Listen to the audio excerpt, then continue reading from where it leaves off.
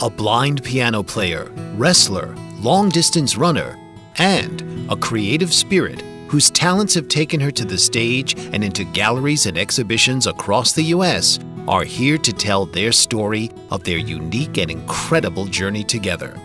Welcome to the Nancy and Mike Show. Nancy and Mike will engage you with some of the most unimaginable and heartwarming stories of their extraordinary life. So please welcome your hosts, Nancy and Mike.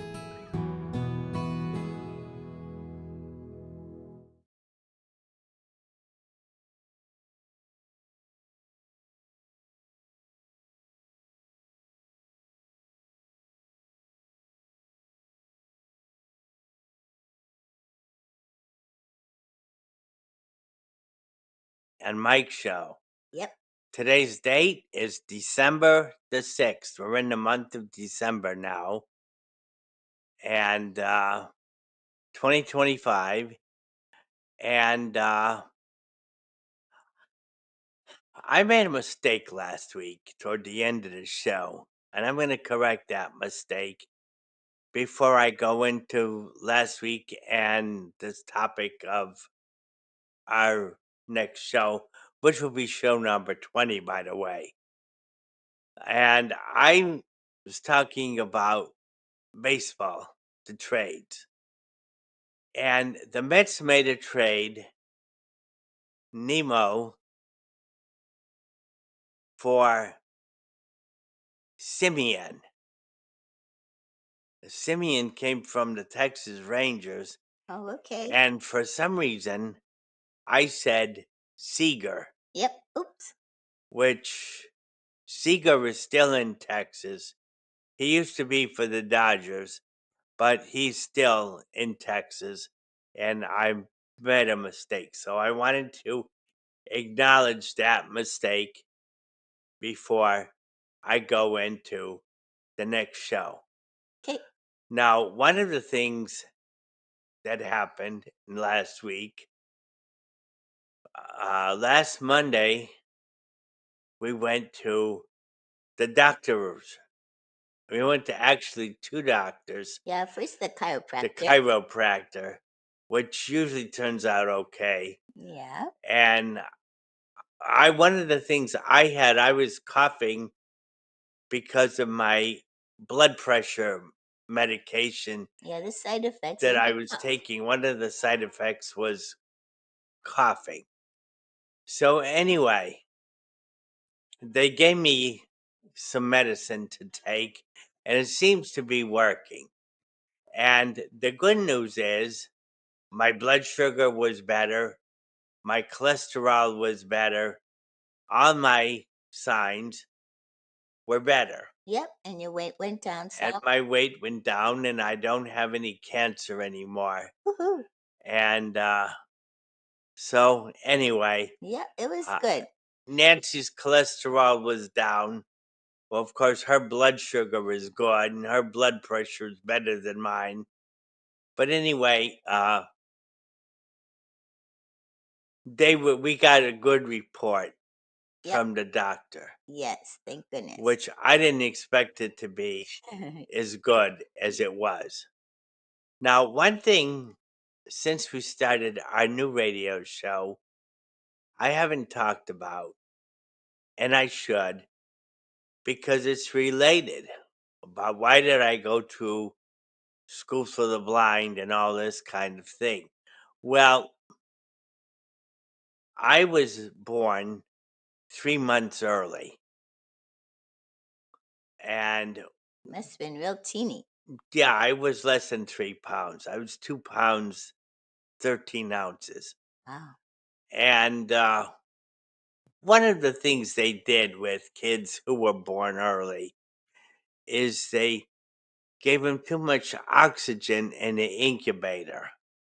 And I don't understand it because I'm not a doctor, but somehow that had effect on the kids' eyes. And mine were no exception. Now, we had people from the schools for the blind, varying types of disabilities. Now, there were some people like myself who lost their eyesight, and the doctors wanted me to get my eyes removed. And my parents said nothing doing. And the reason they wanted me to get my eyes removed, because one of the problems with my situation, it's called retrolental fibroplasia. Well, that's a hard word. And one of the problems is, and it could be even worse than what I have, is allergies. Oh, you mean that causes you to have allergies? Some people that have allergy problems. Yeah. Oh, okay. And I'm allergic to uh, smoke, which means I got to be careful if I were to go to a outdoor picnic.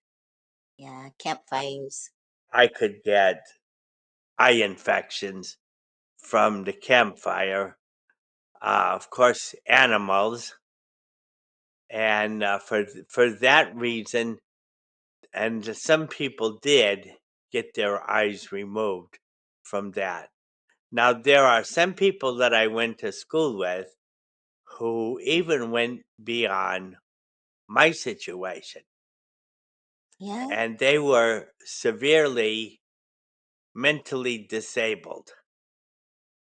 Wow. And there were some people in that situation that I'm in who didn't have any mental disability, and they didn't have any allergies. But they did lose their eyesight.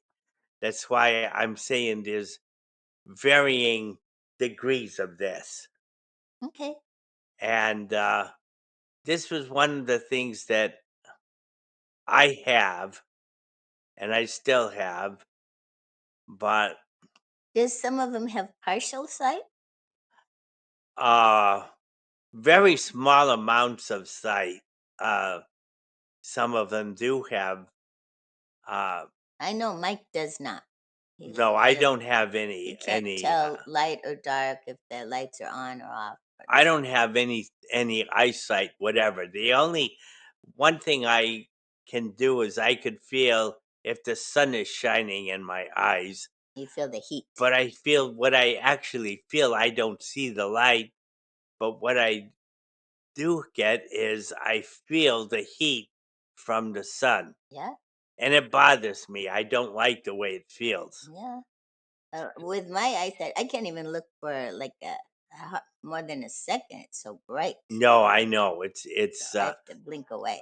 I remember one time when I was in high school, and I didn't have any sunglasses or anything. I didn't think I needed them. I didn't know what we were gonna do, Right? but we were having an outdoor gym class, and one of the things they had us do was sit-ups. Well, I couldn't do them because the heat from the sun was hurting my eyes, so I had to put something over my eyes, whether it be my wrist or my hands or something. I couldn't lay on my back in the grass outside. Right. I It get it. bothered me. Yeah. I guess some of the kids were able to do it, but I wasn't one of them. I had to cheat on my sit-ups. And during those days, I was able to do 500 sit-ups Yes. easily. That's a lot. And uh, during that time span, there was one day, um, it was May 6th, I believe, 1965. 1965, I was in great shape. During the 64, well, I'll get into that later, Okay. 64, 65 wrestling season. Because what happened that year was amazing. But I was in great shape, and I wanted to see how many sit ups I could do. Well, I kept going. And as I sat up, the friction ripped the skin off of my butt. And Wow. I ignored it because I just wanted to keep on going, keep on counting. And I was 108 pounds. Those talk about the good old days. And I was doing these sit ups. I finally got up to 2,000. Yeah. And Oh, no wonder your skin got scraped. yeah, my skin was a mess.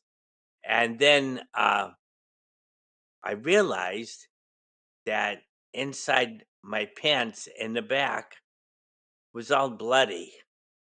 Mm, a The mess. friction burns. That's what I Mhm. got. And I decided to take a bath because I got all sweaty from it And bloody.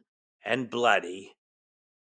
I got in a bathtub and it was like I was sitting on razor blades. Oh, the hot water hurt it, The huh? hot water, yeah, it was nasty. And then I got through that, and I never tried to. After that, I never tried. I would do 500 on a regular basis, but I would never go above that. I'd Yeah, stick to smart. 500. And but anyway, I uh, went to bed that night, and I thought I was all cleaned up, which I was all cleaned up. And it was a Thursday night. So the next day was Friday. I was going to go to school after the 2000 sit ups. And I got up and I tried to get up. I could not get up. You couldn't sit up? No, I couldn't sit up. So, Your stomach said, hey, we've done enough. yeah, my stomach was, it was pretty bad shape. Think you were done sitting up. And so, what I had to do, the only way I could get out of bed is I had to roll out of bed and land on my hands and knees and then do like a push up and stand up. That's what I had to do to That stand up. reminds me, one time I fell asleep at the beach and then I couldn't sit up the next day. My stomach was so sunburned and oh, I had all these blisters on my stomach. Oh man, it was a mess. So I know I had to roll out of bed like that. Oof.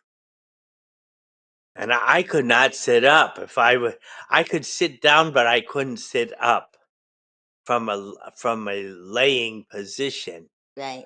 on that. How'd you manage at school? Well, at school, I was like I said, I was able to sit down from Oh, a but you didn't standing never lay down. position, Okay, but good. I never had to lay down. Oh, I good. On Fridays we didn't have gym class, so I Good. was spared Ah, okay. from laying down. I don't know if I was in the grass. I don't know how I would have got up. No, no. But anyway, that's what happened. Uh-huh. And like I said, I never did more than 500 after that. You learned your lesson. Yeah. But there was a guy on the wrestling team, and he was a great guy doing hundreds and thousands of sit ups. And I wanted to imitate him. His name was Bob Dudak, and he was good at everything. He was a great wrestler. He was a great sprinter, and he was a great long distance runner. Oh, good. I was a good long distance runner, but Oh, I was we better go to a break. never a good sprinter. We'll be right back. This is the Nancy and Mike Show. Stay tuned. Mike Zorick, a three-time California state champion in Greco-Roman wrestling at 114 pounds. Mike, blind since birth, was born in Hartford, Connecticut. He was a six-time national placer, including 2 seconds, 2/3, and 2/4. He also won the Veterans Folk-Style Wrestling twice at 152 pounds. In all these tournaments, he was the only blind competitor. Nancy Zorick, a creative spirit whose talents have taken her to the stage and into galleries and exhibitions in several states. Her father, a commercial artist who shared his instruments with his daughter and helped her fine-tune her natural abilities, influenced her decision to follow in his footsteps. Ms. Zorick has enjoyed a fruitful career doing what she loves. Listen Saturday mornings at 12 Eastern for The Nancy and Mike Show for heartwarming stories and interesting talk. Are you struggling to care for elderly parents or a spouse? Do you wonder if being a caregiver is making you sick? Are you worried about taking time off work to care for elderly parents and balance work, life, and caregiving? Has caregiving become exhausting and emotionally draining? Are you an aging adult who wants to remain independent but you're not sure how? I'm Pamela D. Wilson. Join me for the Caring Generation radio show for caregivers and aging adults, Wednesday evenings, 6 Pacific, 7 Mountain, 8 Central, and 9 Eastern, where I answer these questions and share tips for managing stress, family relationships, health, well-being, and more. Podcasts and transcripts of the Caring Generation are on my website, PamelaDWilson.com, plus my caregiving library, online caregiver support programs, and programs for corporations interested in supporting working caregivers. Help, hope, and support for caregivers is here on the Caring Generation and PamelaDWilson.com. Hi, my name is Mike Zorick. And this is Nancy Noble. We are coming to you live from YouTube in Florida. This is a Nancy and Mike show. And when we were going on our break, I was talking about doing 2,000 sit-ups, and there was this guy named Bobby Dudek who was good at everything. And I looked up to him. I wanted to be like him. Oh, that's great. And Was he totally blind or did he have partial sight? he had no sight. But he was a musician. He played the bass. And he was in a group called the Wild Weeds. They had 2 songs. One was Sunday Morning, and the other was No Good to Cry. And I believe they both made the top 40. Wow. And but anyway, he was in that group, and I was not a singer. He was. And but anyway, he was successful whatever he touched. All right, very impressive. And he was totally blind, and I could run with him in a long race. But I thought he was totally blind. How did you? I mean, I could keep up with him. Oh, okay. You If both had partners. if we both had partners, our times in 10-mile races were similar. Oh, I got it now. But he would slack me in a sprint. Yeah, Mike's race time. If it's a short race, he runs the same pace as if it's a long race. So the longer ones are better for him. Yeah, the longer ones. And I know when I run a long race, what I do is I get way behind in the pack. Yep. And then as the race progresses, I pass people out. Because they're getting tired and you're the they're, same pace. They're getting tired, and I'm going at the same pace. Yeah. So, I know. I've been Mike's running partner in races, so I'm not a good runner, but anyway, I know what he's talking about. yeah. And my running partners know what I'm talking about, Yeah. too. Yeah. But anyway, because I run hundreds of races. Yep. Especially I ran over 100 races with Carl Allen. Yeah. What He's a funny wonderful black guy. So silly. So You funny. get sore because he makes you laugh so If much. he couldn't make you laugh, nobody could. Yeah. But anyway, getting back to the task at hand, I wanted to be like Bobby Dudek. Yeah. And when we were kids, I mainly grew up a Red Sox fan, or Celtics fan, or Boston He's fan. from Connecticut. But yeah, he was a Dodger fan. Oh. And the reason he liked the Dodgers is Sandy Koufax. Oh, you loved him. Yes, I did. Sandy Koufax, in my opinion, was the greatest pitcher that ever lived. And he used to pitch. He had arthritis in his Aw. pitching arm, but he was the best of the best. And he could pitch on 2 days rest. He won in 1965 when they were in the World Series. He didn't want to pitch on Yom Kippur, Right? so he had to pitch game number 2, 5, and 7. No, 2, 4, and 7, or Okay. 2, 5, and 7, I think it was. And the Dodgers did beat Minnesota in that World Series. And so, anyway, he was a big Dodger fan. So, if he's going to root for the Dodgers, I was going to root for the Dodgers. Aw. And so, anyway, we grew up that way, and he graduated a few years ahead of me. But he was a guy I looked up to. I wanted to wrestle like him, I wanted to run like him. And I pretty much succeeded in imitating him. Now, getting back to the wrestling situation, which I said I would do for the next couple of weeks. Yeah, it's cool. Where I left off last week was 1963-64 season, Right? which was my second year of ninth grade. And I mentioned that 103 I was 2-4, but I had wrestled 5 undefeated state champions. Yeah, that makes a difference. That makes a difference who your opponents are. But anyway, the next year, I started to run. I was running in track. I ran the 2 mile with Kenny Briggs. It must have helped your weight. It did. And I didn't think it would help my weight because I went from 103 up to 112, the next weight class.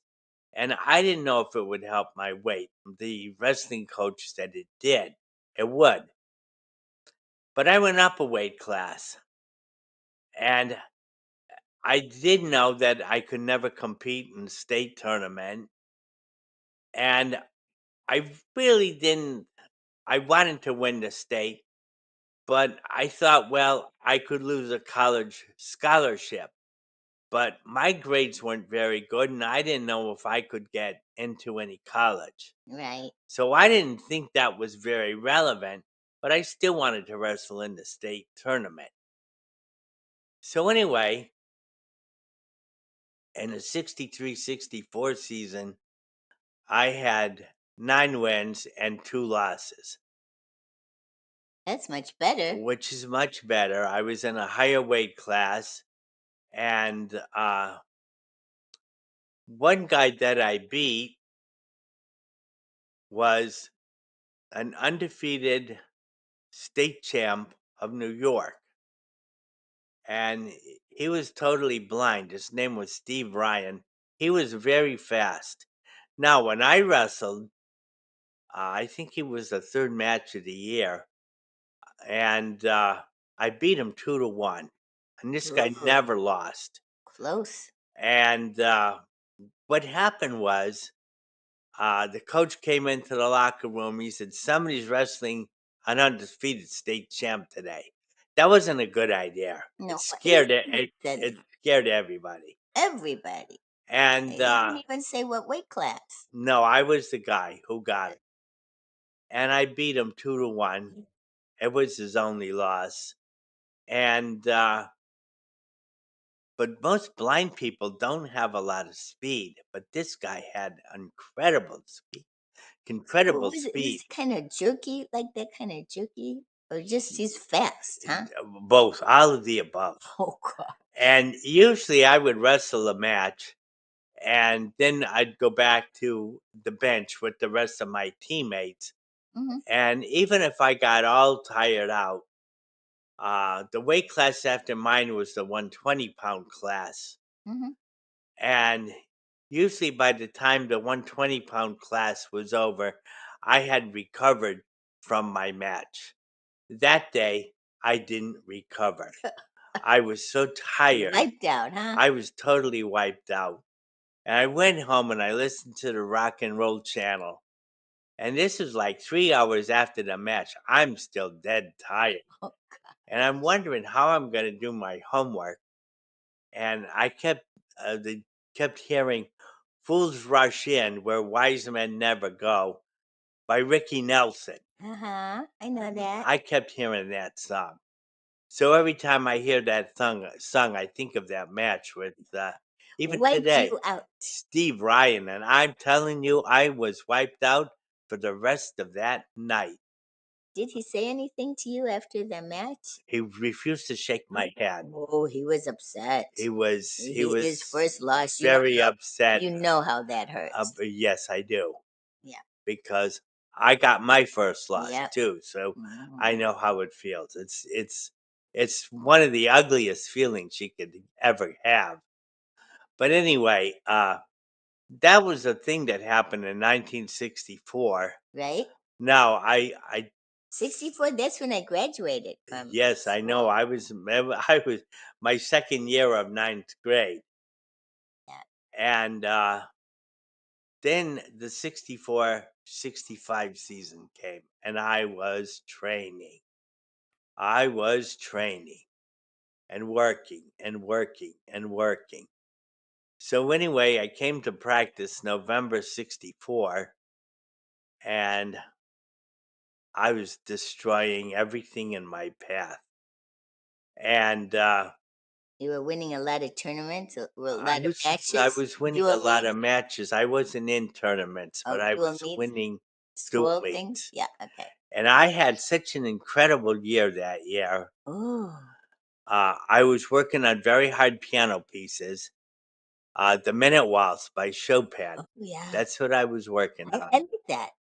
And the Minute Waltz actually is not the Minute Waltz. It means it's minute waltz. Yeah, it's Little a small, waltz. small little waltz. Because nobody could play that in a minute. Nah, For silly. those of you who know music. Yeah. Now, in the 1964-65 season, what happened was so amazing. I was 10-0, and I gave up 2 points in the whole year. Oh, One guy, his name was Lampy. He was from Philadelphia. He scored 2 points on me. Nobody else scored on me for the rest of the year. that is amazing. That is amazing. And also, Was your father proud of you, or did he I say? don't know. Oh wow. But anyway, also in that year, I was working on very hard piano music. And also, I broke the state record in the 2 mile, 9:31. That broke the state record. My brother rode the bike and I ran. And it was April of 65. And it was just, everything was just falling into place in 1964-65 season. So that's kind of what happened in 64-65. I never repeated that until 1973 when I went to the Nationals, but I'll talk about that on a later show. But That was impressive. I was smashing records and I was running 2 miles in 10 minutes consistently. Whoa, well, we'll be right back. This is the Nancy and Mike Show. Stay tuned. Thanks. Author, radio show host, and coach John M. Hawkins reveals strategies to help gain perspective, build confidence, find clarity, achieve goals. John M. Hawkins' new book, Coached to Greatness: Unlock Your Full Potential with Limitless Growth, published by iUniverse. Hawkins reveals strategies to help readers accomplish more. He believes the book can coach them to greatness. Hawkins says that the best athletes get to the top of their sport with the help of coaches, mentors, and others. He shares guidance that helps readers reflect on what motivates them, rediscover and assess their core values, philosophies, and competencies, find settings that allow them to be the most productive, and track their progress towards accomplishing goals.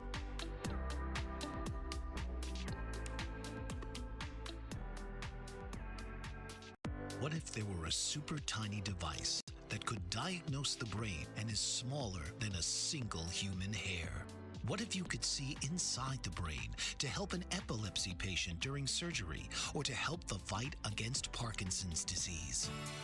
Dr. Patricia Broderick is proud to announce the Broderick Probe, a biomedical and electronic breakthrough.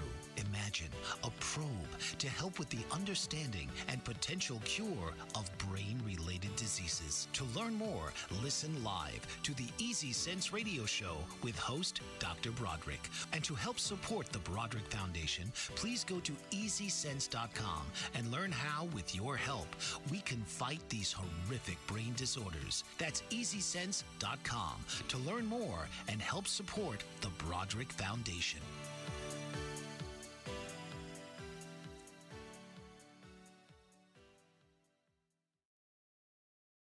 Hi, my name is Mike Zorick. And this is Nancy Noble. We are coming to you live broadcasting from YouTube in Florida.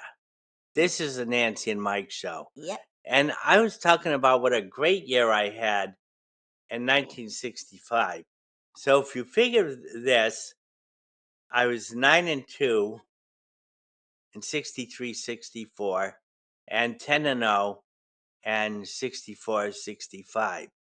So if you take those 2 years, I was 19-2. And around that time, I was thinking about me. I graduated from high school. I was working in the art department with my dad. And also, I did a play, a two-people play, My Sweet Charlie, got great reviews. And on Saturdays, I was going to acting modeling school, and also I went to the Art Institute. So these were big things happening to me around that time, too. so that's very interesting, not just to hear what's happening to me, but what's also happening to Nancy when at that point in time we never knew each other. No, I was in Chicago. He was in Connecticut. Yep. And anyway, I was 19-2 after 2 years, and very satisfied with what I was doing and running 2 miles in 10 minutes consistently. And that's amazing. It is. And after that, I started to lift weights, and my speed did slow down because, see, the reason I did that is because I couldn't find any partners to keep up with me. And even when I slowed down to a 12-minute pace for 2 miles, I still couldn't find a partner that could keep up with me. And I told you that when I ran with Kenny Briggs in 1963, he was a senior, and it was my first year of ninth grade. He said, I'll never find somebody at the school that could keep up with me. And we had a partially sighted runner and the totally blind. I was the totally blind. Right. So that was the history of those 2 years. And when we come back next week, I'll start out with my last 2 years of high school wrestling. And on the 20th, I will talk about 8th grade. Cool. So that's what's coming up. We're going to have a few more weeks of wrestling. Right. And if hopefully nobody minds it, whatever the case may be. So now Nancy's going to do her wonderful thing, and then I will close the show. Okay, this is from our Quiet Time book, which I love, and it's The scripture is Ephesians 4:32. Be kind and compassionate to one another, forgiving each other, just as in Christ God forgave you. I love that scripture. And this is talking about, I love this story because I'm an artist, and I'm sure everybody knows who Leonardo da Vinci is. Well, he was working on the Last Supper. Beautiful painting with Jesus in the middle. And he got in a vicious fight with another artist. And ooh, he was so mad. He had the idea, okay, I'm going to paint the face of Judas, of this guy that I'm angry with. So he did a good job, made Judas look like this other artist he was so angry with. And he was trying to paint Jesus now, but he just couldn't get it right. Couldn't get it right. So then the face of Judas had to be painted out. He had to paint that out. So when he finally painted that face that he was so angry with out, then he was starting to make progress. And he was able to paint the picture of Jesus, and he did a beautiful job. Because when he had that anger at the face of that artist and the face of Judas, he couldn't do Jesus. So when he painted out that face of Judas and commenced anew on the face of Jesus, this time he had the success of the ages. And so the lesson, you can't at one time, the same time, be painting the feature of Christ into your own life and then paint another face with the colors of hatred. So this is important. If we want to be more like Jesus, we can't have that hatred in us. And I know I painted a picture for, my dad wanted a picture for, they were moving from the church to a train station depot. So I painted it, and I had to pray a lot. I had to, and then there was another painting. Someone said, "Can you finish this painting?" So it was a gigantic painting. It was like 4 feet wide, huh, Mike, and 3 feet tall. So at I first, do remember that meeting. worked on it a long time, and finally I finished it. I donated it to the last church in California that we were attending before we moved. But I had to pray, and I had to be objective. I couldn't be angry. I couldn't be frustrated or lose my patience. So it's the same with life. If you want to be the best you can in Jesus' eyes, you have to be kind, thoughtful, and learning how to be corrected by God. So that's what Leonardo da Vinci, he learned that lesson, and everyone who knows art knows the Last Supper. He did a great job. Okay, that's about it. I can't think of much. I was happy that the blood work and all that stuff worked out because we want to get better. We're trying to stay healthy, huh, Mike? Yep. So that's about it for me. So anyway, getting to baseball. Tomorrow starts the winter meetings. And I'm watching the hot stove. There's talking about the hot stove is a baseball show. It's not a cooking show. So Yeah, it's baseball, guys. anyway, it's baseball guys, and what generally happens at the winter meetings is very little because the agents, they think they're God and they want to hold everything up, uh, make a big thing out of it for them, and held with the players, and there won't be many trades, and I don't believe there'll be many free agent signings. I think most of the free agent signings will be February and March. But this is what they like to do. They like to let you know that they're the boss, The players aren't the boss. The owners aren't the boss. The agent is the almighty boss.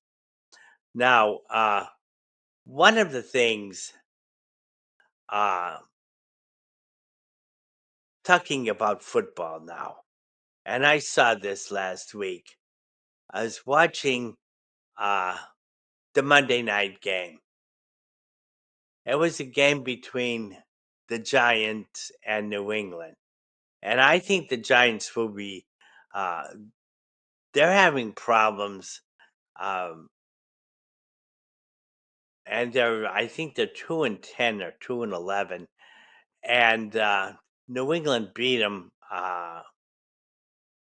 pretty good, something like 37-20. Oh, yeah. But one of the things that's disturbing to me, What, Mike? New England will not get the number one seed. Oh, because they're doing good now, huh? Well, they won't get it because Denver Broncos have such an easy schedule that I don't think they could lose a number one seed if they wanted to. And New England never wins in Denver. They never play well there. And so I got to hope that somebody else wins in Denver. But what I'm getting at here is the schedule that Denver has is so Mickey Mouse. It's so easy.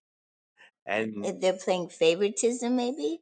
yes. Ah, And I'll tell you, like last week they played Washington. Washington is very close to last place. And the Raiders, who may be the worst team in the yeah, they're NFL, horrible. and Denver plays them tomorrow, Ugh. and uh, they're going to go 15-2. And if New England were to go 15-2, I don't know who would win the number one seed. I think Denver would, based on conversation I heard last week. But if you look at New England, Uh-huh. they got Buffalo on their schedule. They got the Jets. They should beat the Jets. Jets aren't too good. Miami is playing much better. I don't know if they'll beat Miami. And then they got Baltimore, who's going to win the AFC Northern Division. I thought Pittsburgh had a chance, but I watched No, Pittsburgh last week. I know. They have zero offense, and Pittsburgh is Gotta score. dead and buried. I Yeah. mean, Aaron Rodgers is he was a great quarterback in his day, but His hand hurt. he's all shot now, and To play with it's your hand in a too cast. bad. It's too bad now. He's going to have to retire. Yep. And he's going to end on a bad note. And I don't see any way that Pittsburgh could make the playoffs. But anyway, that's the deal with that. And I'm seeing one thing I'm seeing the Celtics are playing great. They beat the Lakers last night and they won 4 in a row. And they're not ducking anybody. They're not like the Denver Broncos. They're playing the best of the best, and they're beating them. They beat Detroit the other day. They beat the Knicks, New York, and yesterday they beat the Lakers. And so they've been playing well, and so have the 76ers. I don't know why the 76ers are playing so well. And I don't even know if Embiid is playing for them because they never televise any of their games. But Okay. Hey, we'll be right back. This is the Nancy and Mike show. Stay tuned. Thanks. What if there were a super tiny device that could diagnose the brain and is smaller than a single human hair? What if you could see inside the brain to help an epilepsy patient during surgery or to help the fight against Parkinson's disease? Dr. Patricia Broderick is proud to announce the Broderick Probe, a biomedical and electronic breakthrough. Imagine a probe to help with the understanding and potential cure of brain-related diseases. To learn more, listen live to the Easy Sense radio show with host Dr. Broderick. And to help support the Broderick Foundation, please go to easysense.com and learn how, with your help, we can fight these horrific brain disorders. That's easysense.com to learn more and help support the Broderick Foundation.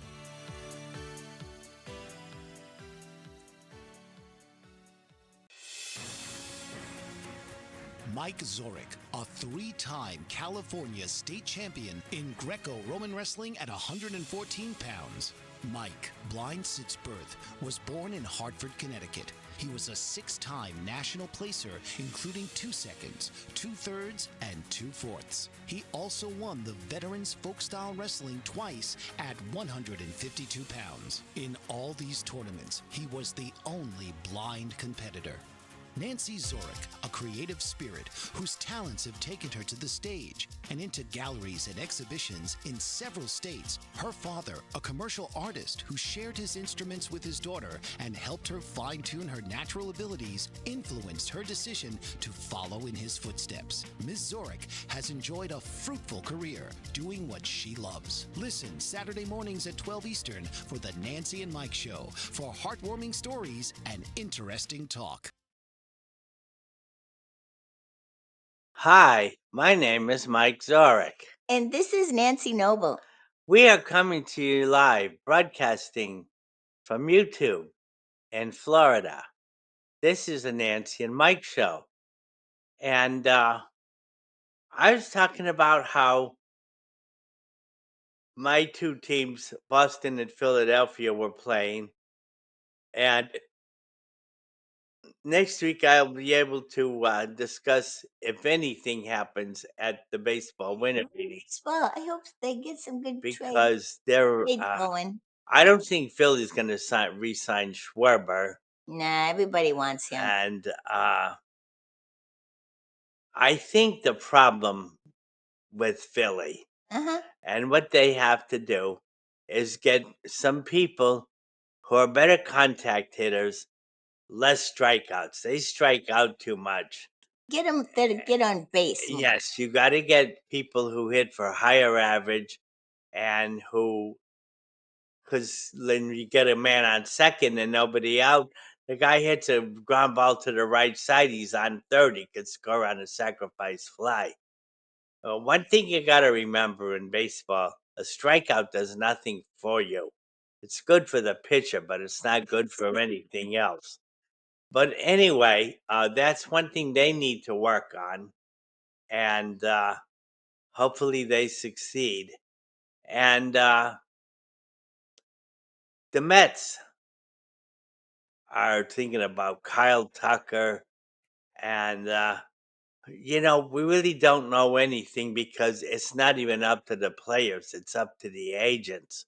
It seems like Toronto's trying to get a lot of stuff going. Yeah, Toronto is. And even though they got blown out in the World Series last year, I think they got some enthusiasm. they do have some enthusiasm.